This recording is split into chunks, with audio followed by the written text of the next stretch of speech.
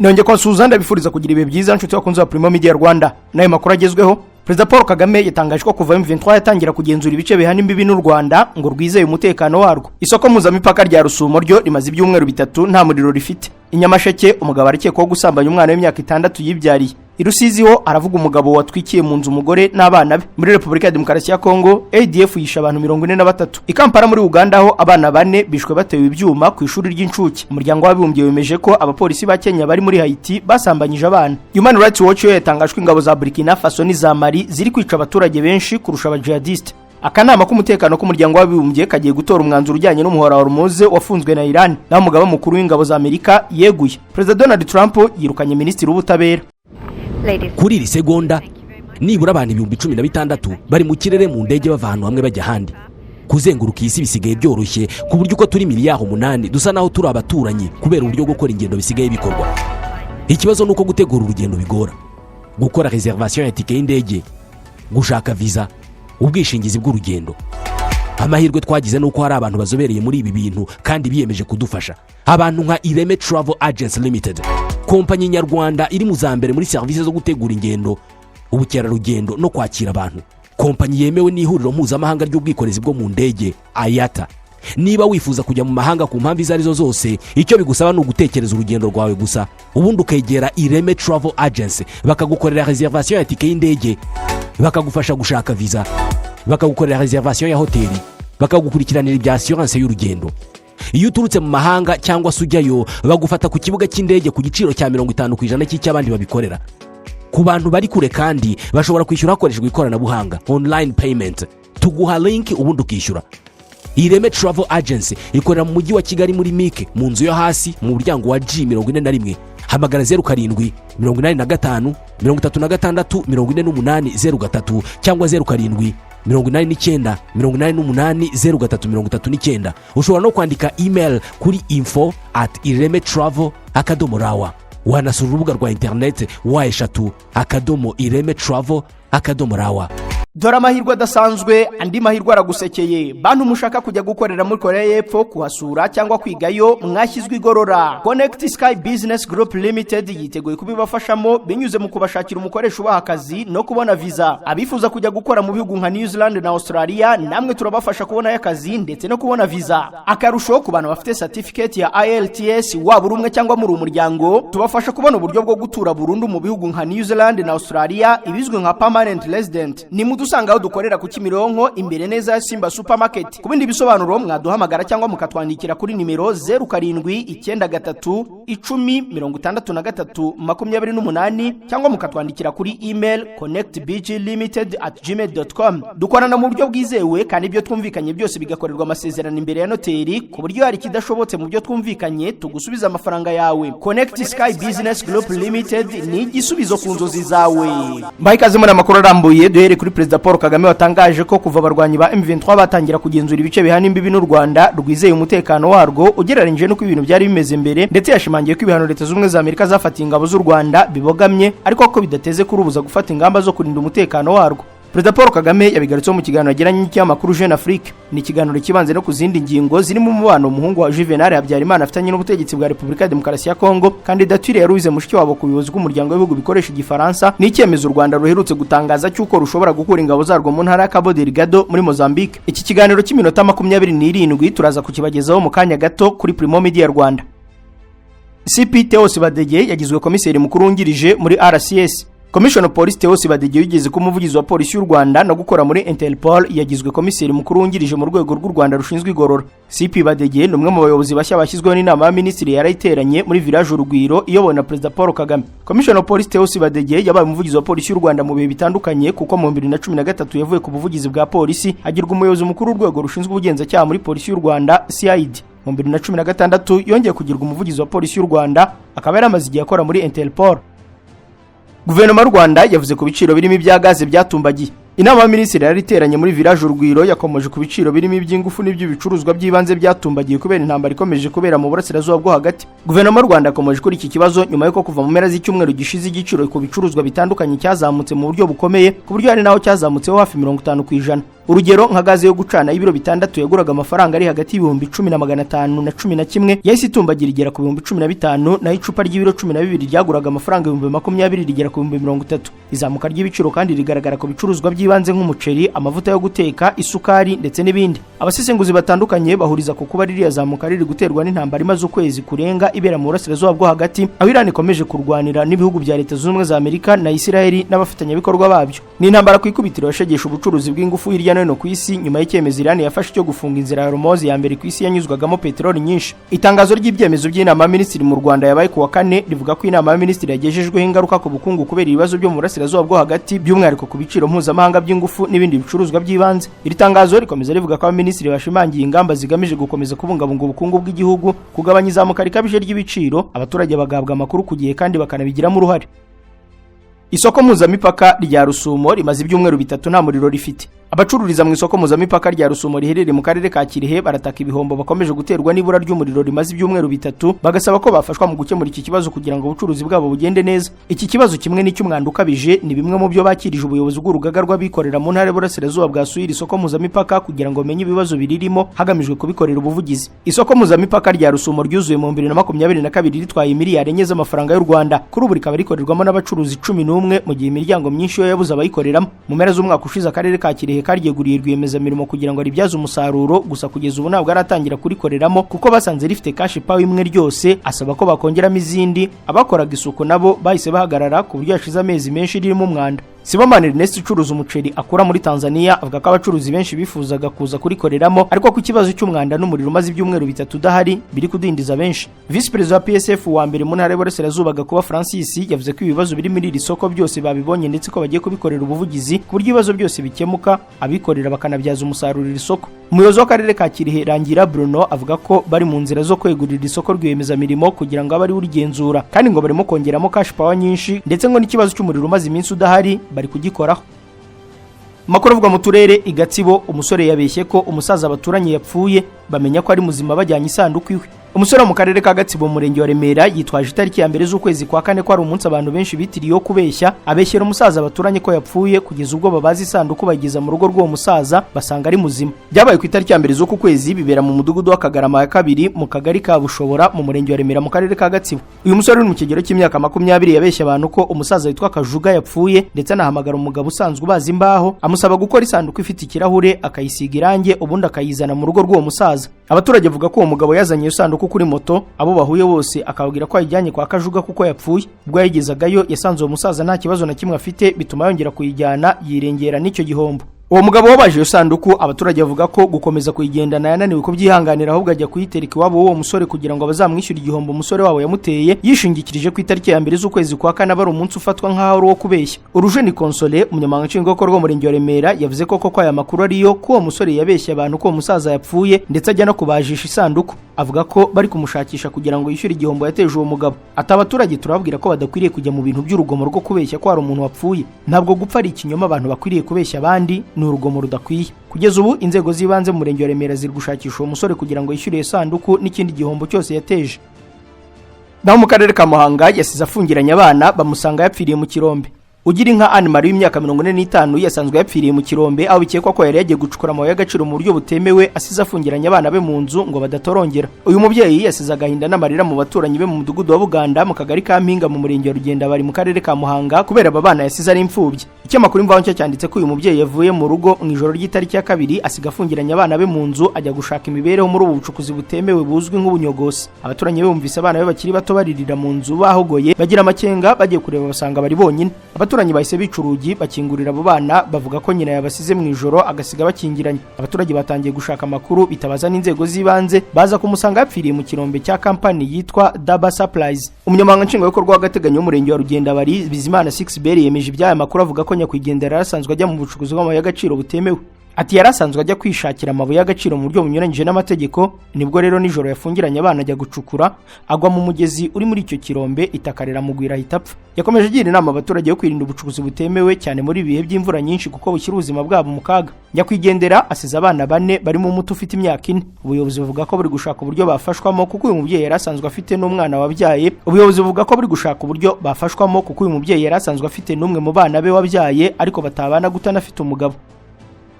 Mu karere ka Nyabihu polisi yafunze abagabo babiri, umwe akekwaho kwicisha umugore we. Abagabo babiri bafunzwe bakekwaho kwica baniza umuforomo w'imyaka 34 wakoraga ku kigo nderabuzima cya Birembo mu karere ka Nyabihu. Umwe mu bafunzwe ni umugabo w'uyu muforomokazi. Byabereye mu murenge wa Rambura mu kagari ka Kibisabo mu mudugudu wa Kinihira mu ijoro ry'itariki ya mbere z'uku kwezi. SP Sylvestre Twaje Amahoro, umuvugizi wa polisi mu ntara y'Iburengerazuba, yabwiye ikinyamakuru igihe kwiperereza kuri uru rupfu rigikomeje. Ati birakekwa ko habaye urugomo rwavuye mu rupfu rw'umuforomokazi. Mu bafunzwe babiri harimo n'umugabo we kuko bari bamaze igihe bafitanye amakimbirane yo mu ngo. Ubwo yaratashye rero yatangiriwe n'abantu batahise bamenyekana, baramunigagura aratabaza. Abantu bahageze basangana indembe, hitabazwa imbangukiragutabara imujyana ku bitaro bya Kabaya. Agezeyo ahita ava mu mwuka. Superintendent of Police Twaje Amahoro yakomeje asaba abaturage kwirinda amakimbirane bakarushaho koroherana, aho binaniranye bakegera ubuyobozi bukabafasha kubakemura bitageze ubwo bibyara urupfu, abandi nabo bagafungwa. Umwe mu bakekwa bafashwe arimo umugabo w'imyaka 35 byagaragaye ko yanze gutabara, kandi nyakwigendera akaba yari amaze iminsi abwiye umugabo we ko amubona agenda hafi y'urugo rwabo ntamenye ikimugenza. Andi makuru avuga ko uyu muforomokazi yari amaze igihe nta rubyaro, ibyagezaho umugabo wabyarana n'undi mugore wo hanze, ndetse n'abakuru bakaba ari gukekwaho kugira uruhare muri uru rupfu, akaba gishakishwa. Abakekwa bamaze gufatwa bo bari kuri sitasiyo ya polisi ya Mukamira mu giperereza rigikomeje. Dukomereza Nyamasheke aho umugabo akekwaho gusambanya umwana we w'imyaka 6. Maniragaba Corneille w'imyaka 30 y'amavuko mu mudugudu wa Mataba mu kagari ka Nyakabingo ku murenge wa Macuba y'akarere ka Nyamasheke arashakishwa kurikiranywe cyo gusambanya umwana w'imyaka 6 y'amavuko yibyariye. Amakuru y'uko Maniragaba yasambanyije umwana we w'imfura yatanzwe na nyina, akaba n'umugore we Mukamana Charlotte w'imyaka 28. Umwe mu bayobozi b'inzego z'ibanze yavuze ko Maniragaba na Mukamana bafitanye abana babiri, umuto we akaba akiri uruhinja. Akomeza avuga ko ubwo Maniragaba yageraga mu cyumba cy'umwana we, umugore we yumvise umwana ataka cyane, agiye kureba asanga umugabo warimo kuzamura imyambaro yari yambaye irimo n'uw'imbere. Mukamana abajije umwana we igituma ataka, abona undi akomeje kurira. Umwana amubwira ko se yaramuri hejuru ari kumusambanya. Umukuru w'umudugudu wa Mataba Ndamwizeye Joseph yazanye n'abanyerondo n'uwo mugore waruvuye kubahuruza, basanga umugabo yafashe imwe mu myenda ye aratorongera. Bahise bihutira kujyana uwo mwana ku kigo nderabuzima cya Hanika, bahita bamwohereza ku bitaro bya Kibogora. Kugeza ubu uyu mugabo we aracyashakishwa. Mudugudu Ndamwizeye komeza avuga ko byabaye yashize iminsi 3 gusa bavuye kunguye umuryango, kuko ari umuryango uhora mu makimbirane. Umugore ashinja umugabo kutagira icyo amarira urugo kubera ubusinzi bukabije. Ubwo baherukaga muri uwo muryango, umugabo yababwiye ko yumva urwo rugo yarutakigendera, basiga babaganirije bakeka ko uwo mugabo yumvise. Munezero Ivan, umunyamabanga nshingwabikorwa w'umurenge wa Macuba, avuga ko gusambanya umwana muto wibyariye ari amahano ndengakamere. Uyu mugabo akaba akomeje gushakishwa kugira ngo ashyikirizwe ubutabera. Yaboneyeho gusaba ababyeyi kwirinda kubangamira uburenganzira bw'abana, baba babo cyangwa ababandi, ko amategeko hana yihanukiriye abahohotera abana kuko babangiza ahazaza h'igihugu.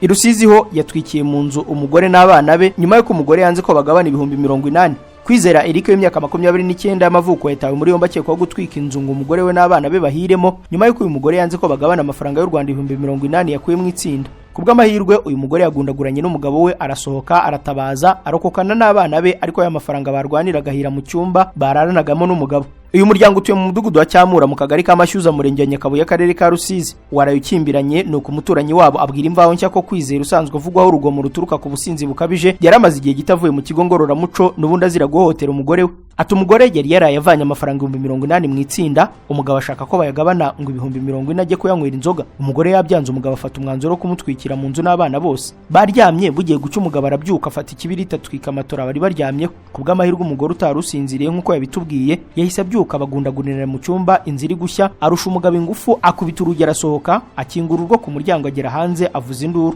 Muri uko kuvuza induru nibwo abandi bari mu nzu basohotse, n'uwo mugabo arasohoka bayizimya hamaze gushya icyumba bararamo cyari kirimo imyambaro, ibiryamirwa n'aya mafaranga yose ari 80,000. Uwo mugabo yahise afatwa ashyikirizwa urwego rw'ubugenzacyaha rwa Nyakabuye mu gihe iperereza rigikomeje. Abaturanyi b'uyu muryango bose bemeza ko amakimbirane y'uyu mugore n'uyu mugabo abadindiza mu iterambere, ndetse ko umugabo ahohotera umugore we kandi ko ni nawe ugerageza uko ashoboye agashakisha ibitunga urugo. Kimonyo Kamari, umunyamabanga nshingwabikorwa w'umurenge wa Nyakabuye, avuga ko bari basanzwe bazi ko uyu muryango ufitanye amakimbirane kuko uyu mugabo yahohoteraga umugore we kandi ari n'umunyamahane, ariko ko batari bazi ko aya makimbirane yagera ku rwego rwo kwitwikira kugira ngo ashake gutwikiramo umuryango. Uyu muyobozi yaboneyeho gusaba imiryango kwirinda amakimbirane n'ubusinzi bukabije bwo ntandaro y'ubukene mu ngo. Abonetse ibibazo nk'ibyo amakuru agatangirwa ku gihe kugira ngo bikumirirwe bitaragira ubuzima bitwara. Ubuyobozi bw'umurenge wa Nyakabuye buvuga ko hari indi miryango 22 ibana mu makimbirane, akaba ari gahunda yo kwiyigisha kugira ngo barebe ko yagaruka mu nzira nziza y'imibanire. Mu kanya aya makuru turakomereza kuyavuga hanze y'u Rwanda. Bantu mufite gym, boxing club, spa, fitness center, massage center n'izindi serivisi aho mukenera kugenzura abakiriya bishyuye ifatabuguzi cyangwa subscription, ntibikiri ngombwa gukoresha impapuro, Excel cyangwa systeme zihenze kandi zidakora neza. afiaos.com yabazaniye igisubizo. Iyi ni online system igufasha gucunga neza membership na subscription z'abakiriya bawe, igufasha gukurikirana ubwishyu bwabo bwa buri kwezi, kumenya uko abakiriya bakoresha iminsi yabo, kubona reports na statistics za company yawe, gukoresha AI chatbot ibunganira muri dashboard, ndetse no gukoresha QR code cyangwa fingerprint ku bwinjiriro, ndetse n'ibindi. Nta mudeveloper ukeneye kandi nta system ihenze ukeneye kubaka, kuko ibyo byose tubigukorera ku madolari 20 ku kwezi. Iyandikishe kuri afiaos.com cyangwa uduhamagare kuri 0791511668. Wanatwandikira kuri info@afiaos.com. Dukorera Nyamirambo ku muhanda wa KN 203 ST ihegeranye na 10-2. Umwihariko muri iyi minsi nuko turi kubongerera iminsi 5 y'ubuntu na support mu kwimenyereza system. afiaos.com ngiki gisubizo mu gucunga business yawe waba uhari cyangwa udahari. Hit target. Ngo hit target. Wabyumvishe nibyo, ni Hit Target Business Limited. Iyaje ari nk'impanda Imana yihereye abanyarwanda. Ni marayika utaka amazu. Ubu ntibikiri ngombwa kongera gukubita amaguru ugana ibwota amasimbi gushaka ibikoresho by'ubwubatsi, kuko Hit Target Business Limited ihakubereye.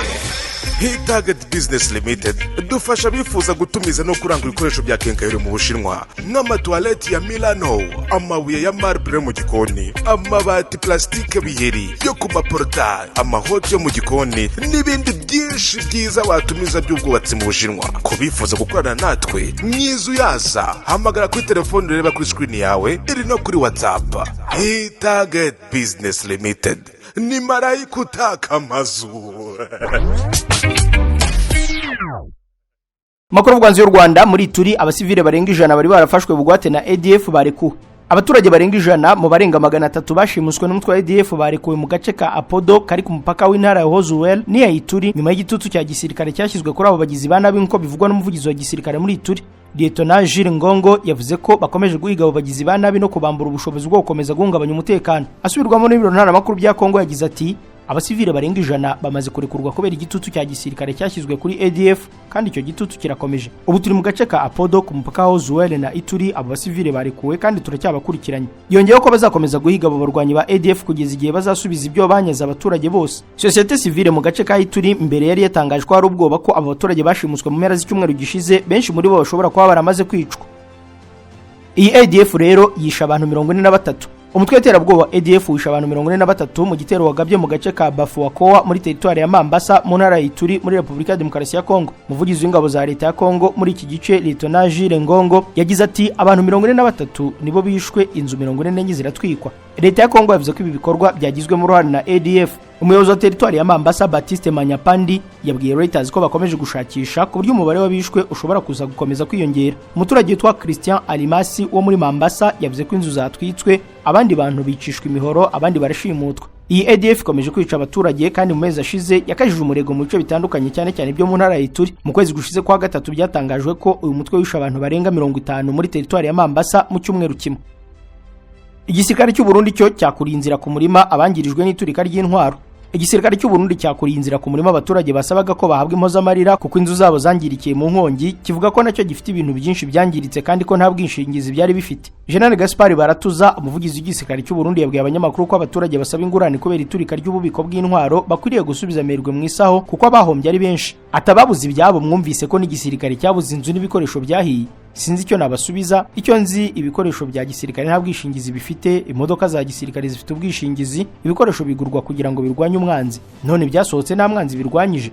Urumva nta bwishingizi rero buriho. Yasabye abaturage gushaka ubwishingizi bw'inzu zabo ku buryo mu gihe gitaha bazabasha kubona uko babona ingurane z'ibyangiritse. Uburundi buvuga ko abantu 13 aribo bapfiriye muri iyi mpanuka mu gihe 57 bakomeretse. Kambaze yahiye yari iri mu bubiko bunini bw'intwaro n'ibindi bikoresho bya gisirikare by'ingabo z'u Burundi. Hari n'inzu zituyemo abasirikare amwe n'imodoka zitwara ibikomoka kuri petroli za gisirikare. Ni ikigo gikikijwe n'ingo z'abaturage, ibintu bidasanzwe ko ikigo cya gisirikare kiri mu bubiko nk'ubwo bw'intwaro gishyirwa rwagati mu baturage. Niba uvuye mu marembo y'icyo kigo uhita winjira mu gace ka Musaga n'ahandi hitwa Kinanira. Muri ibyo bice kandi niho hari gereza ya Mpimba aho bivugwa ko ifungiyemo abantu 8,000. Hafi iyo nkambi asanzwe ishuri rikuru rya gisirikare. Ahubwo bubiko bwari buri Sikoreya House, indi nkambi ya gisirikare ya Pala. I Kampala muri Uganda abana 4 bishwe batewe ibyuma ku ishuri ry'incuke. Abana bane bishwe mu buryo bw'ubugome batewe ibyuma barapfa ku ishuri riri mu murwa mukuru Kampala nk'uko polisi yabitangaje. Ku rubuga X, polisi ya Uganda yavuze ko ukekwa yafashwe kandi ko impamvu yabimuteye igikorwa iperereza. Polisi yavuze ko iryo shuri ryiciweho abana ari Gaba Early Childhood Development Program riri mu gace ka Makindi. Umugabo ukekwaho iki cyaha yitwa Okero Christopher Onyumu w'imyaka 39. Polisi kabivuga ko arimo gukorerwa ibazwa mu kugerageza kumenya icyabimuteye. Bamwe mu baturage ku rubuga X baravuga ko uyu mugabo wishe aba bana nawe akwiye kwicwa. Igipolisi cya Uganda cyatangajwe abana bane bishwe ari abahungu 3 n'umukobwa umwe. Umutaka bari afite umwaka umwe n'amezi naho umukuru afite imyaka 2 n'igice. Umwe mu bavugizi ba polisi yavuze ko iperereza ry'ibanze ryerekanye ko ukekwa yaje kuri iriya shuri ashaka ishuri ry'umwana, asabwa kugaruka uyu munsi ndetse arishyura, maze nyuma atera abo bana yicamo bane. Amashusho yashyizwe ku mbuga nkoranyambaga arerekana abantu benshi bababaye kubera ibyabaye, arimo n'ababyeyi bivugwa ko biciwe abana barimo kurira. Umugabo ukekwaho kwica abo bana yahise afatwa vuba na polisi, akizwa guhita yicwa na rubanda mu kwihorera nk'uko umunyamakuru waho Eric Mbowa yabitangaje ku rubuga X. Uganda yakiriye abimukira ba mbere birukanwe muri Amerika.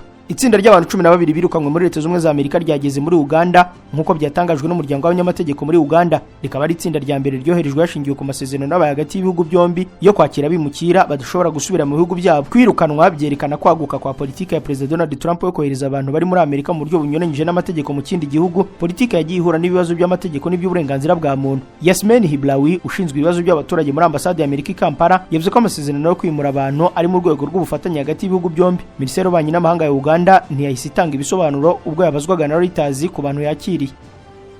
Abanyakenya 16 bo baburiwe irengero mu Burusiya nyuma yo kwinjizwa mu ngabo. Abanyakenya 16 baburiwe irengero mu Burusiya nyuma yo kwinjira mu gisirikare cy'icyo gihugu nk'uko byatangajwe na Minisitiri w'Ububanyi n'Amahanga wa Kenya, mu gihe abandi 47 bagarutse mu gihugu bavuye ku rugamba muri Ukraine. Abandi bantu 38 bari mu bitaro bitandukanye byo mu Burusiya aho kugerwaho bigoye nk'uko Minisitiri Musalia Mudavadi yabibwiye inama ya komite yo muri Sena, akongera ko umubare w'abanyakenya baburiwe irengero wiyongereye ukava ku 10 ukagera kuri 16 mu masaha 28 ashize, kandi akaba nta makuru aramenyekana niba barapfuye cyangwa bakiri bazima. Minisitiri Mudavadi yanagereranyije ko abanyakenya 165 bari mu bikorwa bya gisirikare kuri ubu, bigatuma umubare wose w'abitabiriye intambara yo muri Ukraine barwanira Uburusiya urenga 250. Mudavadi yavuze ko umubare ushobora kuba uri hejuru kurushaho. Yongeyeho ko abanyakenya 2 bafashwe na Ukraine nk'imfungwa zo mu ntambara. Yavuze ko abinjiye mu gisirikare cy'Uburusiya basinye amasezerano yo gukora nk'abashinzwe ibikoresho bya gisirikare cyangwa kurwana ku rugamba. Muri Malawi, Umurundi n'umunyekongo b'impunzi basanzwe hafi y'inkambi bishwe. Abacuruzi 2 b'impunzi mu gihugu cya Malawi, Umurundi n'umunyekongo, basanzwe bapfuye hafi y'inkambi ya Dzaleka mu buryo bwateje impungenge n'umujinya mu baturage. Abatangabuhamya bavuga ko abapfuye bari mu myaka 30 bavuye mu nkambi ku cyumweru gishize bagiye kurangura ibicuruzwa mu mujyi rwagati, ntibigeze basubirayo ku gihe bagombaga gusubirirayo. Bukeye imiryango yabo yamenyesheje abayobozi nyuma yo kubona ko baburiwe irengero. Imibiri yabo yasanzwe ifite ibimenyetso by'ibikomere byerekana ko bahotowe mbere yo kwicwa. Amafaranga bari bafite nayo yaribwe nk'uko inkuru ya SOS Media Burundi ibivuga. Ubu bwicanyi bubiri bugaragaza umutekano muke mu karere ka Doha, aho inkambi ya Dzaleka iherereye icumbikiye impunzi zirenga 50,000 zirimo abarundi barenga 11,000. Amakuru aturuka muri ako karere yerekana ko ubugizi bwa nabi bukunze kuhagaragara kandi impunzi zikaba zigirwa inama yo kwirinda ingendo za kure nijoro. Umuryango w'abibumbye wemeje ko abapolisi ba Kenya bari muri Haiti basambanyije abana.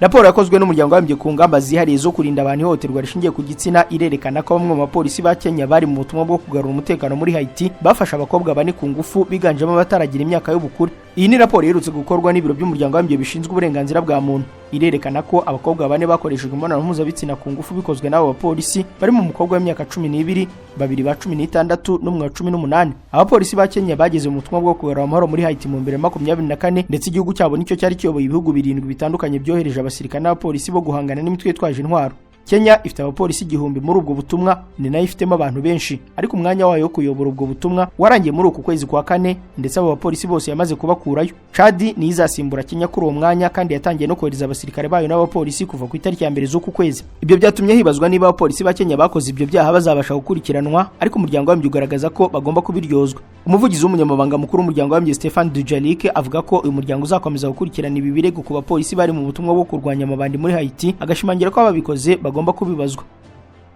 Human Rights Watch yo irashinja ingabo za Burkina Faso n'iza Mali kwica abaturage benshi kurusha abajihadiste. Ingabo za Burkina Faso na Mali ziravugwa kwica abasivile bakubye inshuro zirenga 2 bishwe n'intagondwa z'abayisilamu kuva mu 2023 nkuko bigaragara muri raporo yashyizwe ahagaragara na Human Rights Watch. Iyo raporo igaragaza ko muri Mali kimwe no muri Burkina Faso ibihugu biyobowe n'abasirikare bahiritse ubutegetsi, ingabo za leta n'abafatanya bikorwa babo bagize uruhare mu icwa ry'abasivile bakubye inshuro 3 cyangwa 4 abishwe n'abajihadiste mu myaka 2 ishize nkuko imibare y'itsinda ry'ubugenzuzi Armed Conflict Location and Even That ibigaragaza. Kuva mu 2021 urugomo rw'imitwe y'abajihadiste muri Burkina Faso, Mali na Niger rwariyongereye bituma akarere ka Sahel gahinduka indiri y'iterabwoba. Abasesenguzi bavuga ko impfu nyinshi z'abasivile bishwe n'ingabo za leta zishobora gushimangira ubuzima gatozi bwa politike y'imitwe itwara gisirikare. Abavugizi ba guverinoma za Mali na Burkina Faso ntibahise basubiza Reuters kuri ibi birego. Akanama k'umutekano k'umuryango w'abibumbye kagiye gutora ku mwanzuro ujyanye n'ifungwa ry'umuhora wa Hormuz.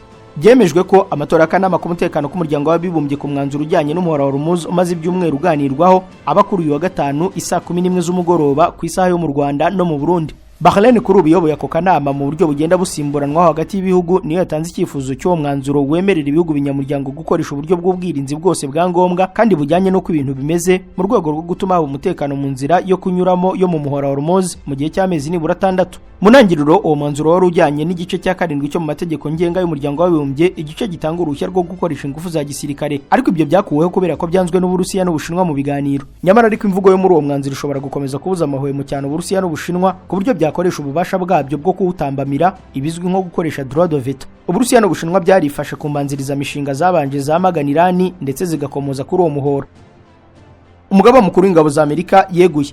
Minisitiri w'intambara muri Amerika Peter Hegseth yasabye umugaba mukuru w'ingabo General Randy George kwegura ku mwanya we nk'uko bitangazwa n'ikinyamakuru CBS News. Sean Parnell, umuvugizi mukuru w'ibiro bikuru by'ingabo za Amerika byitwa Pentagon, yasohoye itangazo ku mbuga nkoranyambaga avuga ko General George azegura ku mwanya we nk'umugaba mukuru w'ingabo uhereye aka kanya. Ubusanzwe umugaba mukuru w'ingabo amara imyaka 4 ku mwanya we. General George, umusirikare wabigize umwuga wize mu ishuri rikuru rya gisirikare rya West Point Military Academy, yashyizwe kuri uwo mwanya mu 2023 n'uwari perezida wa Amerika w'icyo gihe Joe Biden. Iyi mpinduka nshya ibaye nyuma y'uko perezida wa Amerika Donald Trump avuze ijambo yagejeje ku gihugu ko intambara Amerika, Israel na Iran yitezwe kurangira vuba cyane. General George yarwanye nk'umusirikare mukuru mu ntambara ya mbere yo mu kigobe cy'Abarabu ndetse no mu ntambara zo mu gihe cya vuba zirimo iyo muri Iraq n'iyo muri Afghanistan. Ntibyahise bisobanuka impamvu yasabwe kwegura.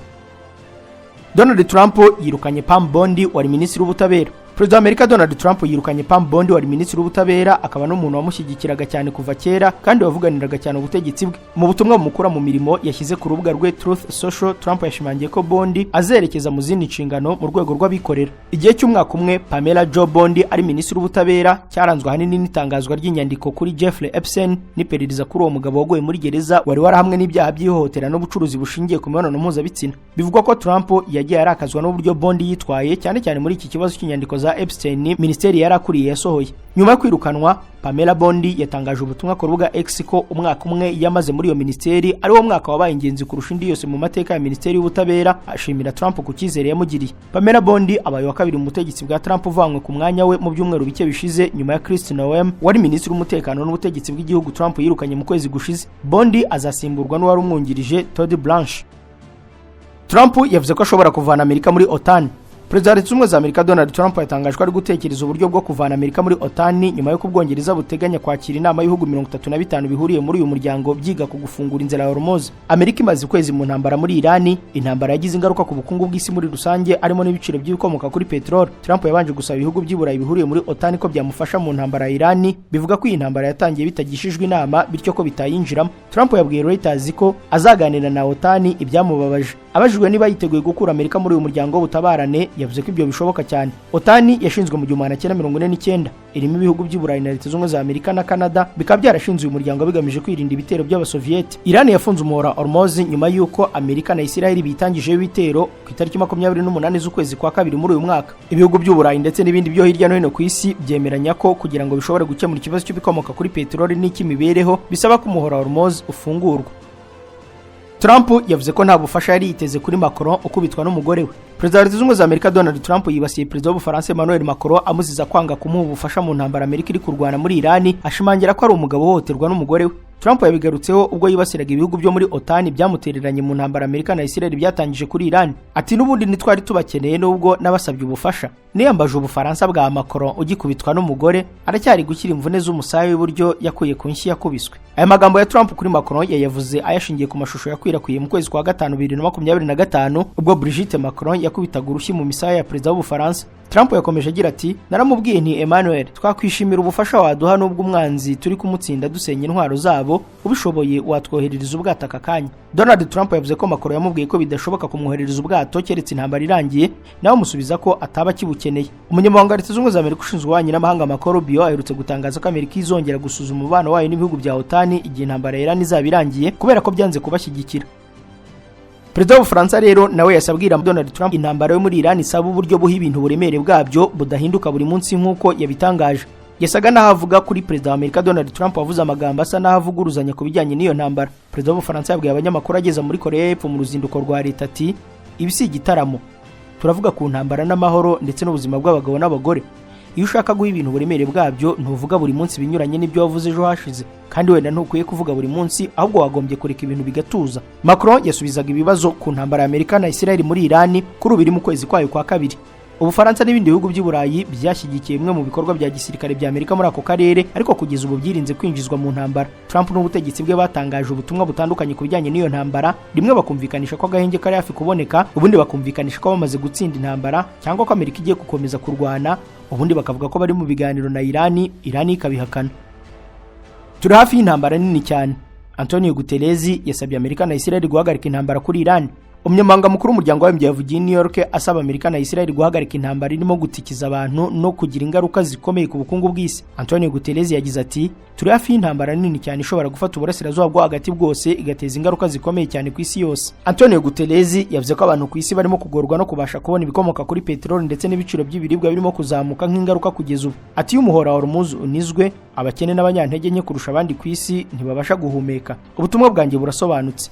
Kuri Amerika na Israel iki ni igihe cyo guhagarika intambara irimo gutera umubabaro ukomeye ku bantu ndetse ikaba imaze guteza ingaruka ziteye ubwoba ku bukungu.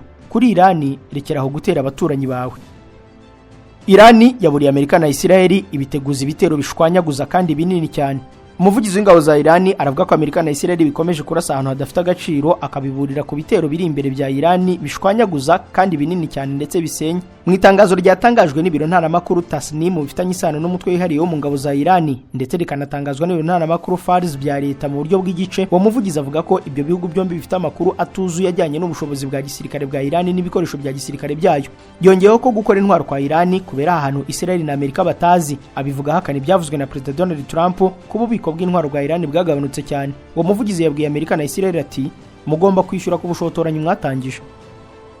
Dusoreza amakuru ku bihugu bimwe byinjiye mu bihe bikomeye by'ibura ry'ibikomoka kuri peteroli kubera intambara. Ibihugu binyuranye ku isi biri gufata ingamba zikomeye kugira ngo bizigame ibikomoka kuri peteroli bisigaranye. Ibihugu bya Pakistan, Sri Lanka na Philippines byatangije gahunda yo gukora iminsi ine mu cyumweru. Pakistan yo yamaze no gufunga amashuri mu gihe cy'ibyumweru bibiri kugira ngo izigame ingufu. Abiga mu mashuri makuru basabwe kwifashisha iyakure. Ibihugu byinshi biri gushishikariza abantu gukorera akazi mu ngo zabo no kugabanya ingendo. Abayobozi bo mu muryango w'umwe w'ibihugu by'i Burayi bo basabye ko umuvuduko ntarengwa mu mihanda minini wagabanywaho kilometero 10 ku isaha. Ibihugu nka Misiri biri kugabanya ikoreshwa ry'ingufu aho hafungwa umurwa mukuru w'ubuyobozi saa 12 z'umugoroba, bakanasaba amaduka gufunga saa 3 z'ijoro mu mibyizi na saa 4 z'ijoro mu mpera z'icyumweru. Mu biro muri Sri Lanka no muri Thailand bari kugabanya ikoreshwa ry'ibyuma bitanga umwuka ukonje air conditioning, aho igipimo ntarengwa ari °C 26 kugira ngo bazigama amashanyarazi. Sri Lanka iri no gushyira mu bikorwa ikatwa ry'amashanyarazi buri munsi byibuze isaha imwe cyangwa amasaha abiri. Ibihugu nka Afrika y'Epfo, Zimbabwe, Zambia n'ibirwa bya Maurice nabyo bihanganye n'ibibazo bikomeye by'ibura by'ibikomoka kuri peteroli byatewe n'amakimbirane no mu burasirazuba bwo hagati ndetse no gushingira cyane kuri peteroli itunganyije itumizwa mu mahanga. Hagati Afrika y'Epfo iri kwitegura izamuka rikabije ry'ibiciro rishobora kugera kuri 20% kuri lisanse na 44% kuri mazutu. Ingaruka z'iki kibazo ziri gushyira mu kaga inganda z'ingenzi, aho abahinzi bari kugorwa n'ingano nto ya mazutu ishobora guhungabanya umusaruro w'ubuhinzi. Ni mu gihe inzego zo gutwara abantu n'ibintu n'iz'ingufu zihanganye n'izamuka ry'ibiciro bya serivisi zijyana n'ubwikorezi, izamuka ry'ibiciro by'ingendo z'indege n'impungenge z'igabanuka ry'amashanyarazi.